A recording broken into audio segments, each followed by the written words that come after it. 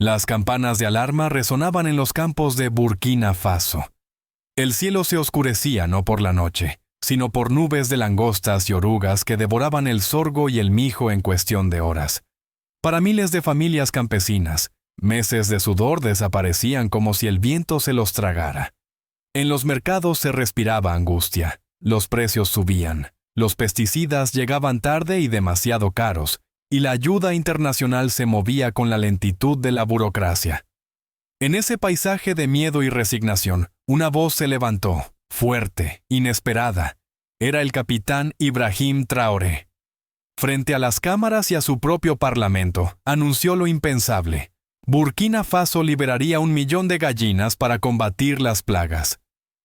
El silencio que siguió fue casi tan denso como las nubes de insectos. En París y en Madrid, los titulares se burlaban, presentando la noticia como un chiste africano. En los cafés europeos se repetía con sarcasmo: 1 millón de gallinas contra el hambre. Incluso dentro de su país hubo miradas de sospecha, preguntas sobre el costo, dudas sobre la eficacia. Pero mientras las élites dudaban, en las aldeas la noticia despertó otra emoción: la esperanza. Un anciano de Koudougou recordaba cómo en su infancia unas pocas gallinas en el corral habían mantenido viva a su familia en los años de sequía. Ahora, multiplicado por 1 millón, ese recuerdo parecía transformarse en política nacional. Aquí surge la primera pregunta que quiero dejarle en el corazón. Si la tierra de sus nietos estuviera en peligro, ¿arriesgaría usted con una solución que todo el mundo ridiculiza? No es una pregunta ligera. Es la pregunta que hoy divide a quienes ven en Traoré a un visionario y a quienes lo llaman un iluso. Si estas palabras le tocan, acompáñenos en este viaje. Porque detrás de las gallinas se esconde más que un experimento agrícola. Es un relato de soberanía, de dignidad y de un África que ya no pide permiso para defenderse. Y si usted siente que estas historias merecen ser escuchadas, quédese con nosotros. Tal vez descubra que la fuerza de un continente empieza en lo más humilde. Pero, ¿pueden realmente unas aves pequeñas defender a todo un país de uno de los azotes más antiguos de la humanidad? Si esta pregunta le conmueve, no lo guarde solo en su pensamiento. Compártalo en su mesa, con sus hijos o sus nietos. Y si desea seguir este relato hasta el final, suscríbase. No lo pedimos por costumbre, sino porque juntos mantenemos vivas las voces que creen en lo suyo. El día señalado, los caminos polvorientos de Burkina Faso se transformaron en un escenario insólito. Desde la capital hasta las aldeas más remotas, una procesión interminable de camiones cargados con jaulas avanzaba lentamente bajo el sol africano. En cada vehículo, decenas y decenas de gallinas agitaban sus alas, cacareando sin descanso, como si también presintieran la magnitud de lo que estaba a punto de suceder. Los niños corrían, detrás de los camiones riendo. Algunos extendían sus manos intentando tocar las jaulas, mientras los adultos observaban con una mezcla de desconfianza y expectación. Cuando las compuertas se abrieron, un torrente de plumas y alas inundó los campos. No era caos, era una coreografía inesperada, un ejército vivo desplegándose sobre la tierra reseca. Los campesinos lo miraban boquiabiertos. Aquello que había empezado como una frase extraña en boca de un presidente, se materializaba frente a sus ojos. 1 millón de gallinas liberadas como escudo contra las plagas. Las cámaras internacionales no tardaron en capturar el momento. En cuestión de horas, las imágenes daban la vuelta al mundo.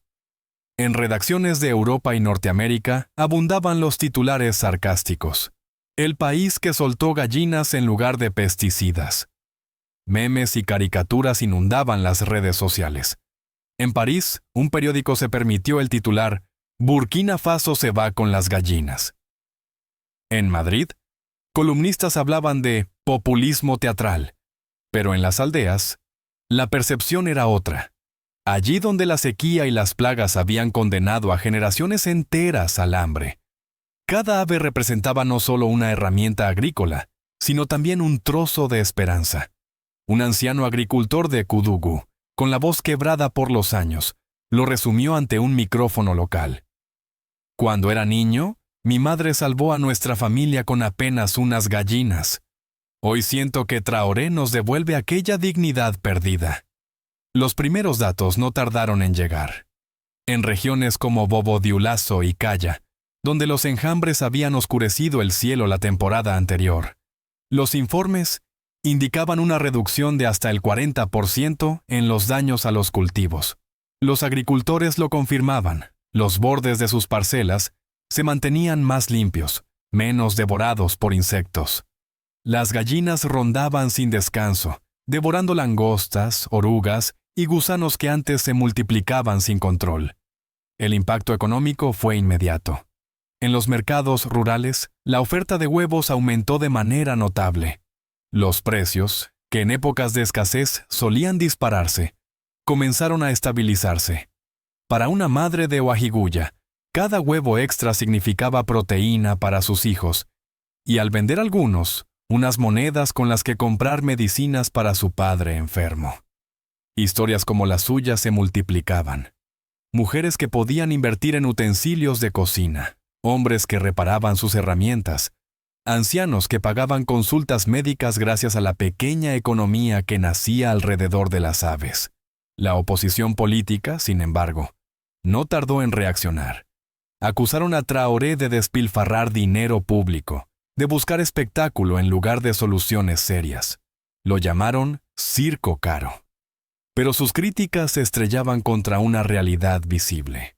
Los campos sobrevivían. Cada vez que un opositor denunciaba el programa, un campesino levantaba la voz para mostrar su cosecha, intacta o el plato lleno en la mesa. En las aldeas, lo que en la capital parecía teatro, era esperanza tangible. Incluso los números oficiales respaldaban el proyecto. El Ministerio de Agricultura estimó que solo en la primera temporada se habían salvado decenas de millones de dólares en grano, lo suficiente para cubrir buena parte del costo del despliegue. La ecuación era sencilla. Lo caro no eran las gallinas, lo caro era el hambre. Y mientras Occidente reía, las madres africanas comenzaban a sonreír al ver a sus hijos comer mejor. En un pequeño pueblo de Tencodogo, una mujer relataba orgullosa a la radio comunitaria: con la venta de una docena de huevos, pude comprar los libros escolares de mi hija mayor. Su testimonio viajó de boca en boca, convirtiéndose en símbolo de que las gallinas no eran solo aves, eran semillas de futuro. Pero si en los campos los resultados empezaban a hablar por sí mismos, ¿cómo reaccionaría la comunidad internacional al ver que lo que parecía una locura se estaba transformando en evidencia? Si usted siente que estas imágenes de madres sonriendo y campos reverdeciendo merecen ser recordadas, no las deje perderse en el ruido de la burla. Guárdelas en su memoria y compártalas con quienes todavía creen que la dignidad puede renacer de lo pequeño. Y si quiere acompañarnos en este viaje, suscríbase, no por rutina, sino porque juntos mantenemos vivas las historias que devuelven esperanza.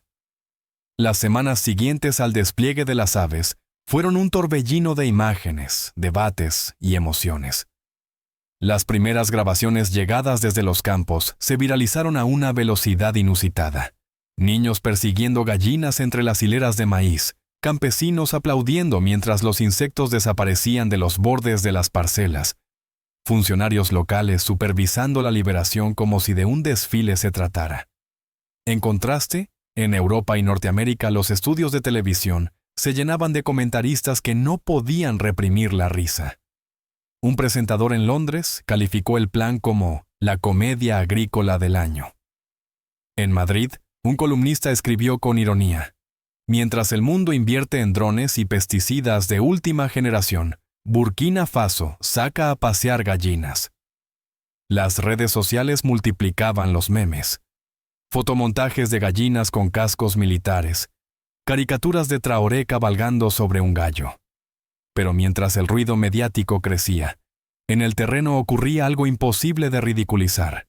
Los cultivos sobrevivían.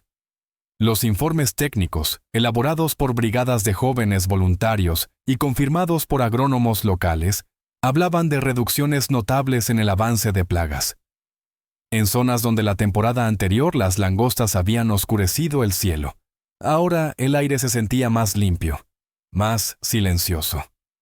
La voz de los campesinos se imponía sobre los titulares sarcásticos. Un agricultor de Calla lo resumió en una frase transmitida por la radio comunitaria. Querrían ellos. Yo, por primera vez en años, tendré grano para alimentar a mi familia. Esa sinceridad desmontaba cualquier argumento político. La oposición interna, cada vez más acorralada, intentó desacreditar el programa señalando supuestos riesgos sanitarios y desequilibrios ecológicos. Pero cada crítica encontraba su respuesta. Las comunidades organizaban brigadas para vacunar a las aves. Se establecían calendarios de liberación que respetaban los ciclos de polinizadores, y los propios campesinos compartían en la radio consejos sobre cómo proteger a las gallinas de depredadores. Lo que al inicio parecía improvisación, se convertía en organización colectiva. Mientras tanto, la diplomacia internacional empezaba a cambiar de tono. Delegaciones discretas de Níger y Malí viajaban a los campos, no a ministerios ni a conferencias, sino a conversar directamente con los campesinos. Querían comprobar con sus propios ojos lo que hasta entonces sonaba a rumor improbable. Volvieron impresionados. En algunas zonas los daños se habían reducido hasta en un 40%, sin una sola gota de pesticida importado. Universidades extranjeras enviaban estudiantes y técnicos para estudiar el experimento. Lo que había empezado como motivo de risa se transformaba en caso de estudio. El punto culminante llegó cuando, en un foro de Naciones Unidas, Traoré utilizó la imagen de las gallinas como metáfora de independencia. Ante un auditorio acostumbrado a discursos diplomáticos previsibles, dijo con voz firme: «Si podemos defender nuestros campos con nuestras aves, podemos defendernos de la pobreza con nuestro propio valor». Por primera vez, la sala guardó silencio respetuoso. Las cámaras captaron a delegados que, días antes, habían ridiculizado la iniciativa, escuchando ahora con seriedad. En Burkina Faso, las aldeas vivían este proceso con una mezcla de orgullo y emoción. Canciones populares comenzaron a sonar en las radios locales, celebrando al ejército emplumado. En las murallas de Ouagadougou aparecieron murales pintando gallos, enfrentando enjambres de langostas. El folclore nacional abrazaba la metáfora y la convertía en parte de la identidad. Las madres, especialmente, se convirtieron en portavoces involuntarias del cambio. Una mujer en las afueras de Ouaïgouya declaró entre lágrimas a un periodista extranjero: «Critican a Traoré, pero gracias a estas gallinas mis hijos comen mejor. Dígame usted, ¿qué es más importante, la opinión de Europa o el estómago de mis hijos?». Sus palabras recorrieron los noticieros internacionales, generando un debate incómodo en redacciones que hasta entonces solo habían mostrado burla. El contraste era innegable. Mientras en Internet abundaban los chistes, en los campos africanos se sembraba dignidad. Lo que parecía una extravagancia comenzaba a adquirir el peso de un símbolo nacional e incluso regional. Y aquí surge la pregunta inevitable: si una idea tan pequeña podía transformar la realidad de miles de familias, ¿cómo reaccionarían las grandes potencias al ver que África encontraba soluciones sin pedir permiso? Si siente que esta historia toca algo en su memoria, quizás la gallina en el patio de su abuela o el recuerdo de un pueblo que sobrevivió con creatividad, no lo guarde solo para usted. Compártalo en su mesa, en su comunidad, porque quizá el mundo necesita escuchar que la dignidad no se mide en tecnología, sino en la capacidad de levantarse con lo propio.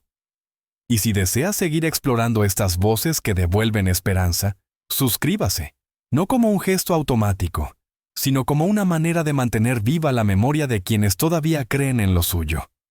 Con el paso de los meses, la liberación del 1.000.000 de gallinas dejó de ser un experimento para convertirse en una nueva realidad en la vida cotidiana de Burkina Faso.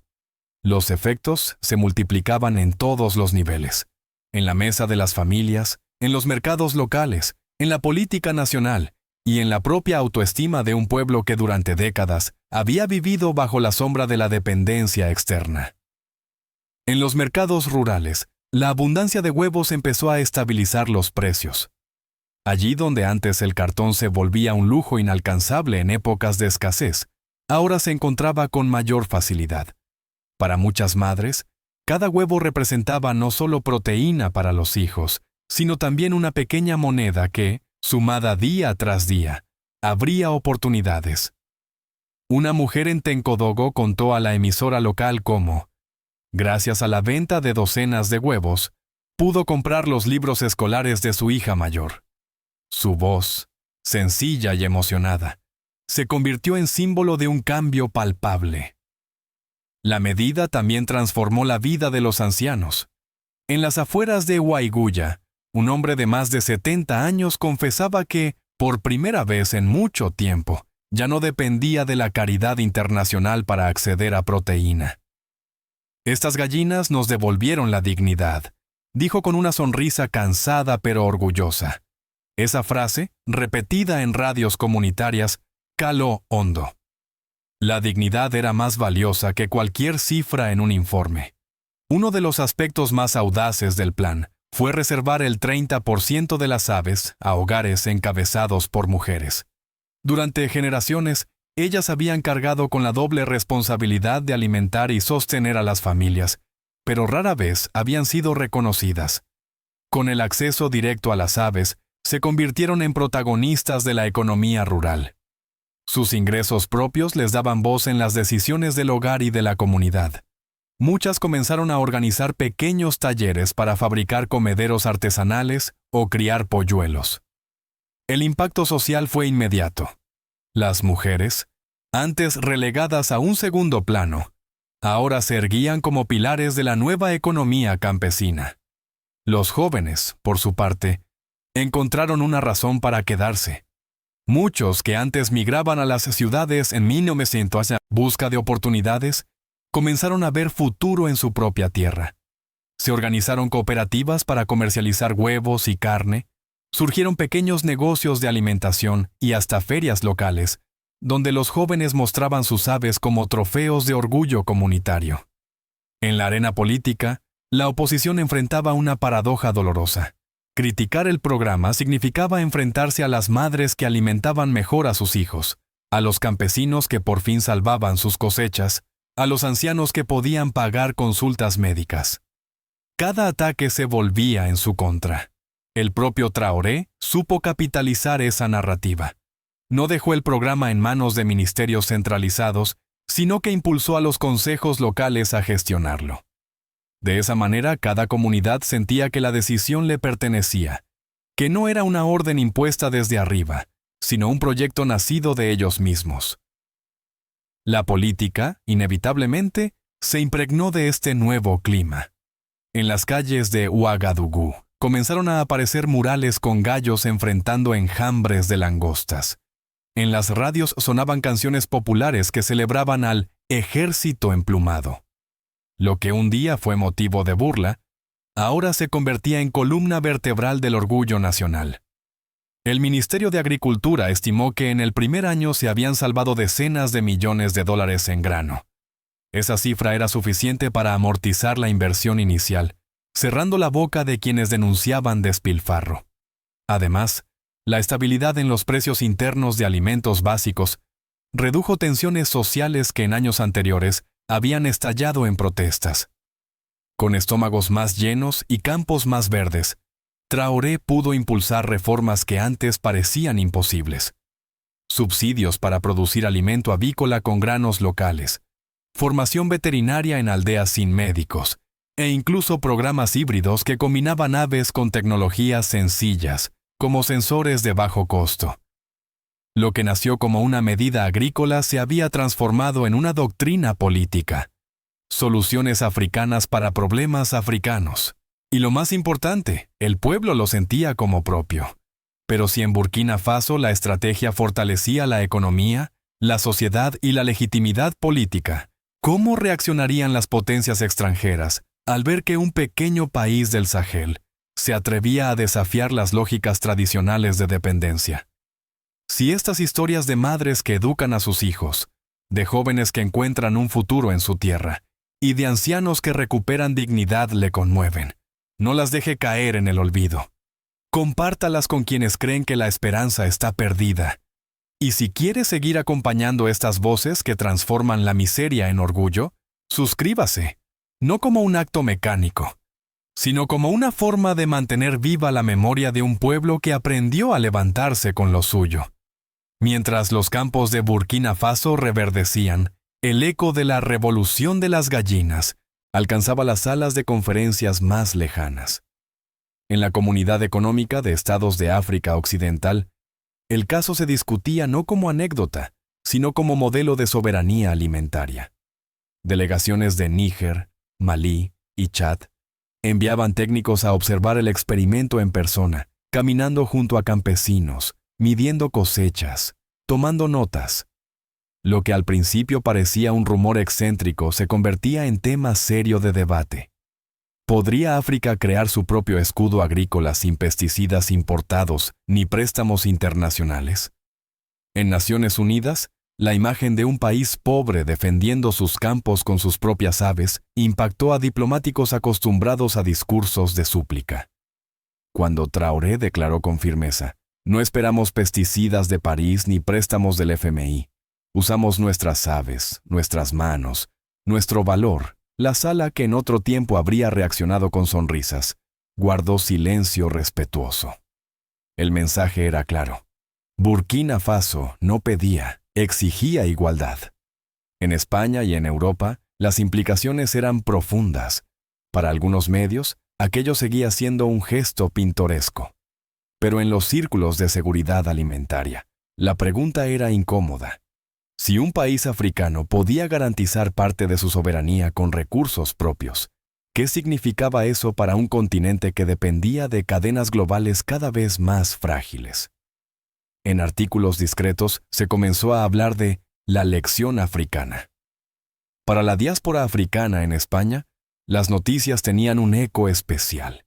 Muchos recordaban historias de sus abuelos, de cómo la creatividad del pueblo había sido la única defensa frente a la escasez. Escuchar que sus raíces eran capaces de generar soluciones inéditas no era solo motivo de orgullo, era un recordatorio de pertenencia. En Estados Unidos, algunos think tanks se mostraban escépticos, señalando posibles riesgos sanitarios o falta de sostenibilidad a largo plazo. Pero incluso allí, la evidencia era difícil de ignorar. Los cultivos sobrevivían, los precios internos se estabilizaban, y un pequeño país sin mar ni abundancia estaba imponiendo respeto. Y aquí surge la gran incógnita. Si Burkina Faso pudo desafiar las reglas con algo tan sencillo como 1 millón de gallinas, ¿será este el inicio de un nuevo orden en la seguridad alimentaria mundial?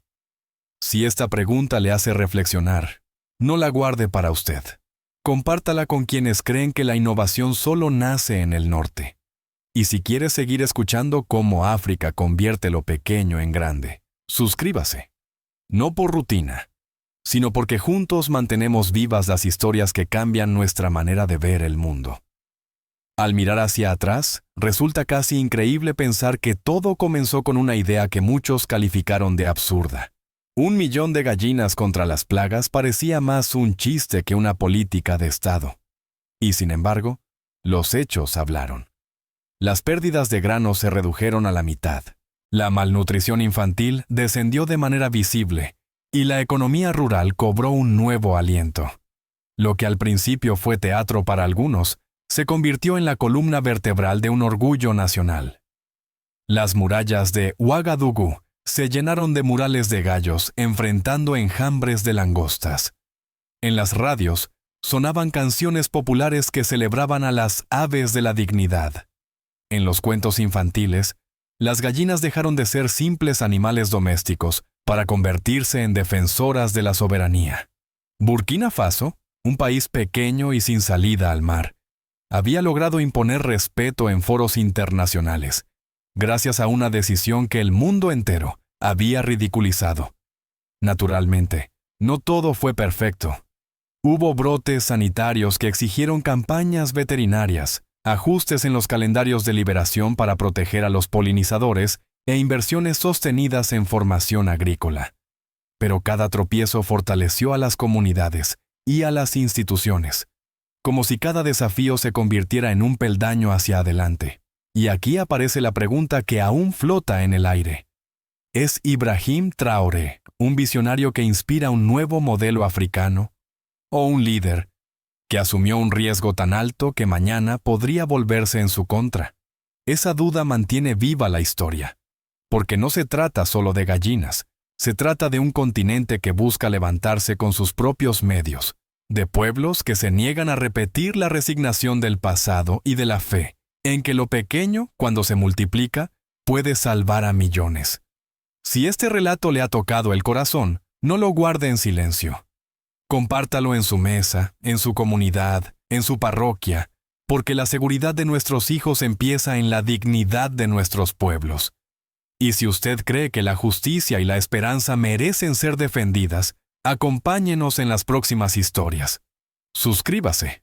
No lo pedimos por costumbre, sino porque juntos mantenemos vivas las voces que todavía creen en lo suyo. Que Dios bendiga a Burkina Faso, a España y a todos los pueblos que, con humildad y valentía, se atreven a defender el pan de sus hijos.